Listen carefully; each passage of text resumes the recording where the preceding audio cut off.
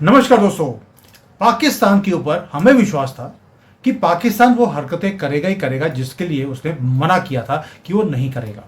उसे बोला गया था कि तुम कोई भी अगर एक्टिविटी दोबारा से करोगे, सीज फायर यानी कि जो पाकिस्तान जिसे सीज फायर बोलता है, हम बोलते हैं एग्रीमेंट है, इसके बाद अगर कुछ भी हुआ तो हम तुम्हें मिट्टी में मिला देंगे। ये हमने डोनाल्ड ट्रंप को भी बता दिया है बड़े प्लेन वर्ड्स के साथ। हमने लास्ट 2 नाइट से हमने देखा कि पाकिस्तान हटा नहीं। कल रात को उसने ड्रोन भेजे, अटैक नहीं किया, लेकिन परसों रात को तो उसने फुल फ्लैश वॉर दोबारा से शुरू कर दी थी। लेकिन 2 घंटे में समझ आ गया था जब हमने घर में घुस के उसको और दोबारा से मारा है। अब मोदी जी के ऊपर आते हैं। मोदी जी आज फिर तीसरे दिन चौथी बार मीटिंग कर रहे हैं हमारे तीनों जो चीफ्स हैं उसके साथ, आर्मी के, नेवी के और एयरफोर्स के। और अभी अभी पता लगा है कि वहां पर अजीत डोभाल जी भी पहुंच चुके हैं। और मैंने एक चीज नोट करी है, जब भी अजीत डोभाल मीटिंग में आते हैं पाकिस्तान का कुछ आधा हिस्सा फूक जाता है। आई डोंट नो क्या कॉन्सिडेंस है। अब इसके ऊपर बात करेंगे और साथ में कुछ और न्यूज हैं जो हमारी इकोनॉमी से हैं, और एक बहुत बड़ी न्यूज रशिया से भी आई है regarding some agreements with Bharat. अभी तो पुराने वाले में हालत खराब थी, अगली बार में क्या होगा ये इसके ऊपर मंजरी जी से बात करेंगे। मंजरी जी, जय सिया राम। जय सिया राम। मंजरी जी, आपके मोदी जी तीसरे दिन चौथी मीटिंग। अब ये मीटिंग क्या कहलाती है? 3 दिन में तो हमने 1/3 जो इनका था पाकिस्तान उसको बना दिया है, एक था पाकिस्तान। अब ये चौथी meeting full and final. Operation Sindoor on है। वो अपना जो खेलेंगे मिस एडवेंचर, हम अपना खेलेंगे। तो द थिंग इज कि हम जो करते जा रहे हैं बेसिकली उसके लिए पल पल की खबर है। देखिए अभी इनके और न्यूक्लियर ठिकाने हो सकते हैं, हमको उसको जानना है। इनकी बाकी क्या कैपेबिलिटीज है उसको जानना है। डोभाल साहब की क्यों जरूरत है। उसके बाद ये आगे क्या करने की कोशिश कर रहे हैं। फर्दर अभी इन्होंने आतंकवादी हमारे हवाले नहीं किया। आतंकवादी हवाले कर देंगे, भले ही एक्सेप्ट कर रहे हैं कि we are doing the dirty work of USA from past 30 years. It is not 30, it is 70। अच्छा, उससे पहले इंग्लैंड था, उससे पहले जो कुछ भी था, but they are doing the dirty work. तो ये एक्सेप्ट करना एक बात होती है और सबूत के साथ बाहर आना दूसरी बात होती है। पाकिस्तान उसको कवर करने की कोशिश करेगा। कल हमने न्यूज में देखा, हमने एक फॉरेन का एयरप्लेन भी स्ट्राइक किया था जो इनके लिए कुछ साजो सामान लेके आया था, इनके जो कहना चाहिए सिविलियन प्लेन्स की कवर में। तो आप समझिए, ये सारी चीजें समझना कि अब कौन से प्लेन में क्या आ रहा है, किस रास्ते से आ रहा है, क्योंकि पाकिस्तान मिस एडवेंचर छोड़ नहीं सकता। As long as the spelling exist Pakistan की, तब तक ये मिस एडवेंचर्स जारी रहेंगे। शहबाज शरीफ झूठ बोल रहे हैं, इनकी तरफ से सीएनएन कितना झूठ बोल रहा है। वो तो पहले ये साबित करने की कोशिश कर रहा था ये हिंदू मुसलमान की लड़ाई है। उसके बाद उसने हम्म। ये साबित करने की कोशिश की अपने सिख हमने उड़ाए हैं। उसके बाद उन्होंने ये साबित करने की कोशिश की कि पाकिस्तान जीत गया है और पाकिस्तान के असलहे बहुत अच्छे हैं, पाकिस्तान ने भारत के पोर्ट्स उड़ा दिए। हम जवाब दे चुके हैं, उसके बावजूद वो अपने नैरेटिव पे कायम है, झूठ पे कायम है। जो हमारी प्रेस कॉन्फ्रेंस थी, हमने टाइम स्टैम्प के साथ अपने रनवेज वगैरह सब दिखा दिए। एज इट इज है भैया, तुम्हारा कोई ड्रोन इधर पटक भी नहीं पाया है, लेकिन फिर भी झूठ चालू है। तो इस सबको अभी देखिए, मोदी सरकार केवल ग्राउंड पे नहीं जीतती है, हमें नैरेटिव की वॉर भी जीतनी है। तो वो सब करने के लिए अब कौन बंदा है जो इस चीज को फंड कर रहा है, इसको प्रमोट कर रहा है, इसको और आगे ले जा रहा है, ये सब जानने के लिए हमको डोभाल साहब की जरूरत पड़ती है। ग्राउंड रियलिटीज में क्या है, हमने रेडिएशन हमें मॉनिटर करने होंगे। हमने फ्लाइट्स बुलाई हैं, यूएस के लोग आए हैं, रेडिएशन मॉनिटर हो रहे हैं, कितना लीक किया, उससे कितना नुकसान हो जाएगा, भारत को क्या क्या प्रिकॉशन लेने चाहिए, अपने सिटीजन्स को हम सेव करें जो उस एरिया के निकट पड़ते हैं। ये सारे काम अभी भी हमारे लिए बाकी हैं। अब फर्दर उनके पास कितने न्यूक्लियर असलहा बचा, क्योंकि मिस एडवेंचर तो उनके पास एक भी होगा ना तो वो उससे कर सकते हैं। हमने सरगोधा में टनल के ऊपर एंट्री पे मारा है, अंदर तो सारा सब कुछ है। अब हु विल सुपरवाइज कि ये सारा न्यूक्लियर आर्सेनल इनका डिस्ट्रॉय कर दिया जाए, कंट्रोल्ड डिस्ट्रक्शन इसका, आपको वो मॉनिटर करना है। पाकिस्तान के पास अगर इस बार हमने लगातार कई बार से हम इस एटमी धमकी को देख रहे हैं, अगर इस बार भी हमने करके इनके पास असलहा छोड़ दिया, अगली बार फिर यही, हम एटम बम दाग देंगे, हम एटमी, हम न्यूक्लियर। कहाँ तक भाई? इसी बार आपको बैठ करके उसको डिसमेंटल कराना है, पूरा सेटअप। इनको इनके एयरपोर्ट्स रिपेयर नहीं करने देने हैं, आपको प्रेशर उस तरीके से।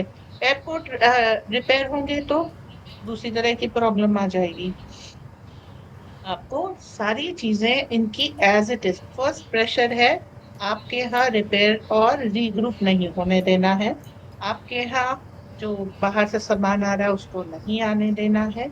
आपको यथावत स्थिति में रखते हुए सारा न्यूक्लियर हमको डिस्ट्रॉय करना है।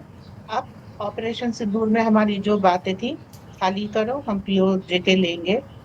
और जितनी तुम्हारे आतंकवादी हैं उसकी लिस्ट हमने पहले से तैयार कर रखी होगी। मर गए हैं लाशें दिखाओ, क्योंकि एक इनका आतंकवादी पहले इन्होंने डिक्लेयर किया था मर गए, जब प्रेशर डाला तो वो जिंदा हो गया और उसके जो है जेल में डाल दिया गया। तो ये करते हैं। तो अब हमें यहाँ पर ये एहतियात भी लेनी है कि जिन मर गए तो लाश दिखाओ, भले ही खोद के निकाल के दिखाओ, और जिंदा है तो बंदा दो। इतना हमें जो है करके रखना है वो इस ऑपरेशन के लिए। आगे हमें फ्यूचर की तैयारी भी करनी है कि बाद में कोई मिस एडवेंचर ना हो। हमने बलोच फ्रीडम की बार बार बात की, हम लोग भी दबे छुपे शब्दों में बता रहे थे। हेमंता ने कह दिया है कि बलोच फ्रीडम, हेमंता ने बोल दिया है पुश द बॉर्डर। पुश कहाँ करोगे बॉर्डर? इनवर्ट थोड़े करोगे, आउटवर्ट करोगे। पुश करना है ना, पुश थोड़े करना है। तो पुश बॉर्डर कैसे करोगे? कुछ बांग्लादेश की बॉर्डर पे होना चाहिए, कुछ इधर होना चाहिए, कुछ नॉर्दर्न साइड पे भी तो होना चाहिए। चाइना बहुत दिन से शांत बैठा हुआ है। तो ये सारे काम हमको करने हैं, उसके लिए ये मीटिंग्स अभी चलेंगी। और मंत्री ये मीटिंग्स ना हो और ये सारी चीजें हम ना कर पाए, इसलिए ऑपोजिशन ने क्या वो निकाला है, पार्लियामेंट का सेशन बनाओ, ऑपरेशन सिंदूर बताओ। अरे भाई न्यूज पूरी फैली हुई है दुनिया जहान में, पढ़ ले भाई। कोई बैठ करके मोदी सामने से बताएगा तभी होगा। पढ़े लिखे हो गंवार हो तो वो अब उसके लिए ये है कि अब आप पार्लियामेंट सेशन बुलाएंगे तो अब उसमें अगली डिमांड आएगी मोदी जी आए, फिर तीसरी आएगी मोदी जी बोले। तो मतलब जो अभी हमारा बढ़त का समय है वो पार्लियामेंट सेशन में निकल जाए, और उधर से ध्यान जैसे ही हटे वो अपना काम कर ले। तो ये कवर फायर तो करने नहीं हम्म, देंगे। देखिए आज हम एक चैनल पे थे, बड़े सारे भूतों के मुंह से राम राम निकल रहा था, ठीक है। तो अब सारे भूत राम राम कहने लगे, वो लगे पड़े थे बड़े मजे से। 143 करोड़ भारतीय मन किया बोलने, भाई मोदी जी ने 130 कहे हैं, 13 करोड़ माइनस। तो अभी जो चीज है उनको, अच्छा हमने क्या किया, हमने बाहरी नहीं दबिश बनाई है, हमने बहुत अच्छी दबिश इंटरनली भी बनाई है। वरना जो ये कल का वीकेंड निकला है इसके लिए तैयारी बहुत ज्यादा थी। अगर कल का वीकेंड शांति पूर्वक निकल गया, इसका मतलब है भाई जबरदस्त प्रेशर रहा होगा कि वो अपने आका पाकिस्तान की मदद करने बाहर नहीं आए।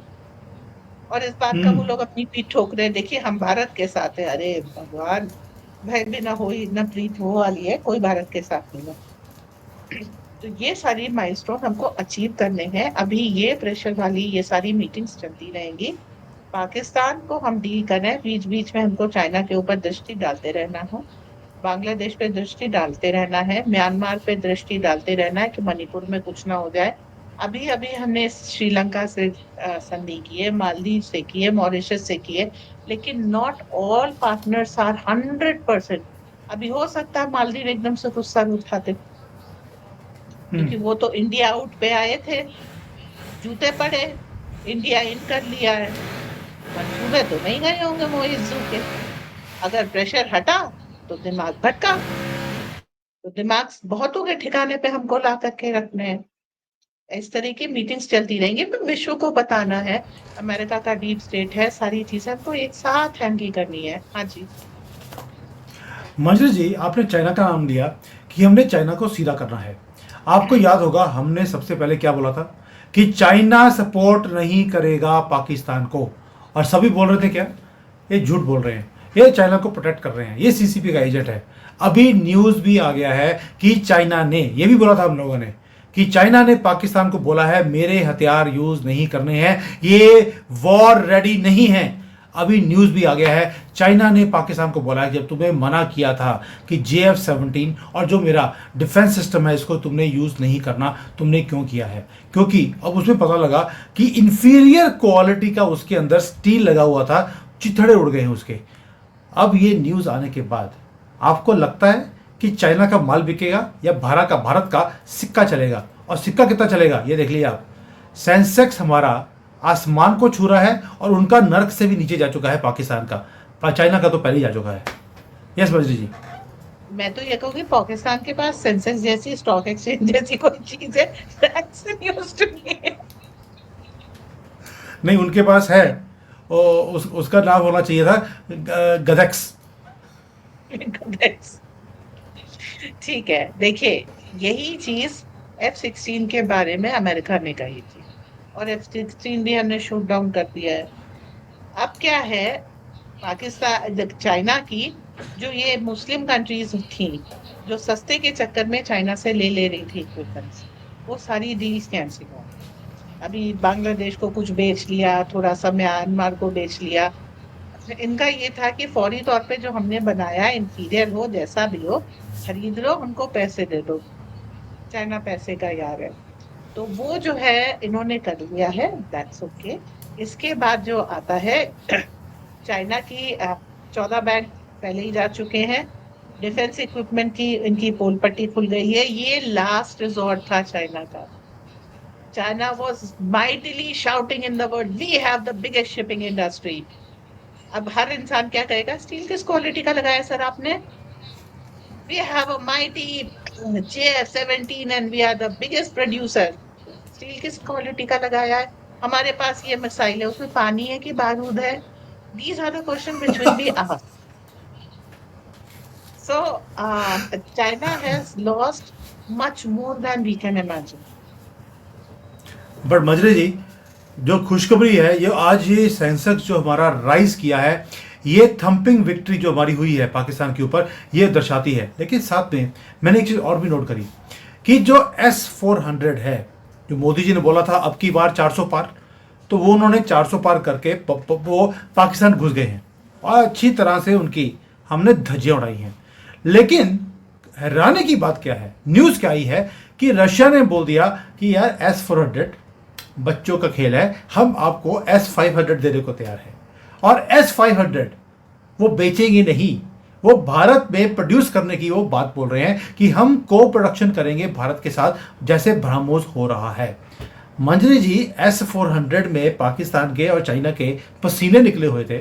S-500 इसके बाद तो गेम ही चेंज हो जाएगी पूरी की पूरी। हमारी पिनाका ने भी तो की है। और उसके बाद S-500, 600, 700 टेक्नोलॉजी युद्ध की बढ़ती जाएगी। और देखिए एक चीज और एस्टैब्लिश हुई है, वो ये कि पहले ये सोचते थे कि भारत के पास ऑब्सोलीट कैटेगरी का सारा इक्विपमेंट है और भारत किसी भी तरह के ड्रोन अटैक वगैरह को झेल नहीं पाएगा। तो JF-17 वगैरह छोड़ो, टर्की के ड्रोन ना भारत को घुटने पे ला दो। That was their mentality। ब्राह्मण और बनिया क्या लड़ेंगे, एक पूजा करेगा एक तिजारत करेगा, हम दिल्ली में नाश्ता करेंगे, अयोध्या में बाबरी तामील करेंगे। हमने जो है AD गन से, एयर डिफेंस गन से मुकाबला किया। जो इन्होंने सोचा था कि हमारी 20,000 की एक ड्रोन, आप 2.5 लाख की 20 लाख की मिसाइल डालेंगे, हमने 200 रुपए 300 रुपए से काम चलाया है। AD गन से हमने शूट डाउन कर दिए इनके ड्रोन्स। तो AD गन्स के ऊपर हम एक शो करेंगे। तो ये चीजें अब हम कर रहे हैं, हमने बेहतरीन इक्विपमेंट का परिचय दिया। और अब भारतीय सेना जो जवान है, उनकी जो हिम्मत है और जो उनकी अंडर प्रेशर परफॉर्मेंस है। एक होता प्रेशर जब आता है, गोली कान के बगल से निकलती है। मैंने एक लड़की का वीडियो देखा, शी वाज उसके कान से छूटी हुई गोली निकली एंड शी सेड हु, उसके बाद खिलखिला के हंस पड़ी। She was Durga. उसका नाम वगैरह तो नहीं पता चला, पर शी वाज दुर्गा की कान के बगल से गोली लगी और उसको मजा आ गया। ये जो चीज है ना, ये किसी भी दुनिया की और सेना के पास नहीं है, ये सिर्फ हमारे पास है। हम्म, और इस सेना को अगर सुपीरियर इक्विपमेंट दे दो, नथिंग स्टैंड्स।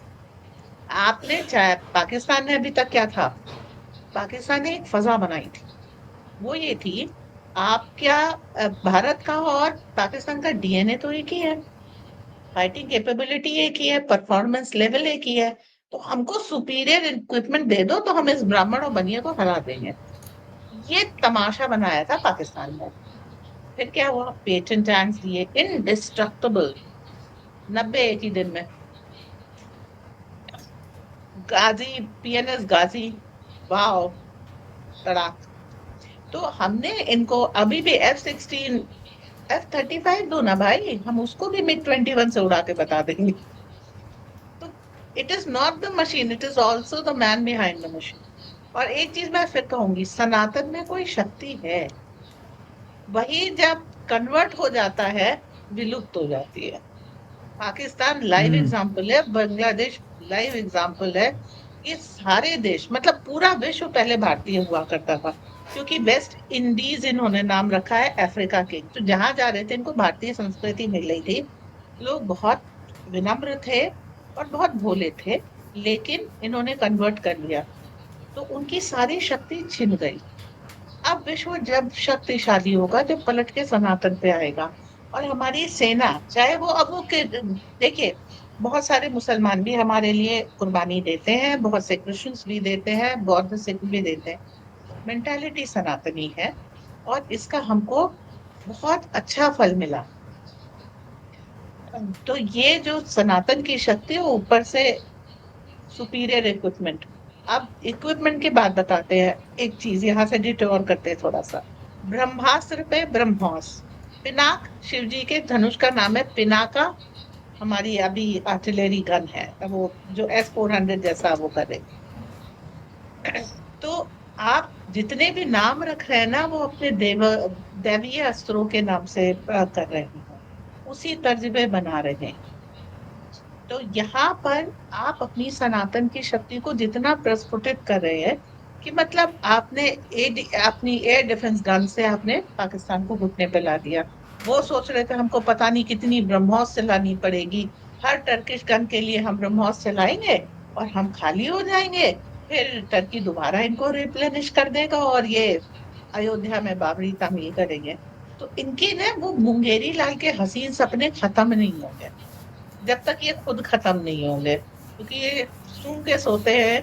कि तुम्हारा एक्शन मुझे बड़ा अच्छा लगता है, ये सूंघ के सोते हैं, फिर पता नहीं क्या क्या इनको कौन सी जन्नत की हूर और क्या क्या रात में दिख जाती है। तो मेकअप कॉल हम लोग अच्छी दे रहे हैं। और अब देखिएगा कि जो बाकी है, अभी जैसे हमको हमारे ऊपर जिम्मेदारी है थोड़ी, क्योंकि बलोच हमसे आशा रखते हैं और हमने भी बोल दिया है, पाकिस्तान ने भी मिस एडवेंचर कर लिया है। तो जिसे कहते हैं मौका भी है, दस्तूर भी है, बलूचिस्तान आजाद कराओ। आजाद कराने के बाद उसको कुछ हम्म। प्रोटेक्शन चाहिए होगा कि उधर से ईरान कुछ मिस एडवेंचर ना करते हैं। New born baby needs more protection.